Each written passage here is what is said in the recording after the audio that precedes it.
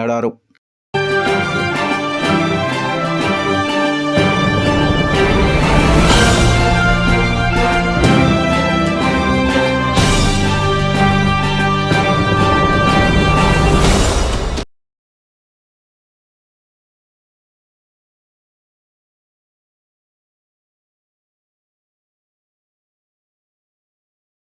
నేడు శుభ శుక్రవారం పురస్కరించుకొని 10 మందికి సేవ చేయాలి అనే ఆలోచనతో రోడ్డుపై తిరుగుతూ ఆకలితో అలమటిస్తూ భిక్షాటన చేసుకునే పలువురికి కాకినాడ ప్రభుత్వ ఆసుపత్రిలో ఎన్ఎంఓగా చిరు ఉద్యోగం చేస్తున్నటువంటి పిట్ట దుర్గారావు పళ్ళు మరియు భోజనాలను అందించడం జరిగింది.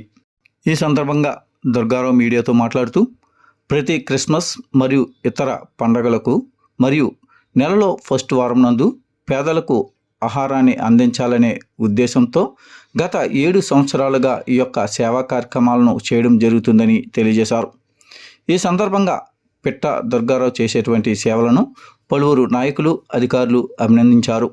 ఎదుటివారి వద్ద నుండి దోచుకుంటున్న ఈ కాలంలో ఇటువంటి దానగుణం కలిగి లేని వారికి సేవ చేయడం అనేది చాలా గొప్పతనమని అనేక మంది దుర్గారావును కొనియాడారు.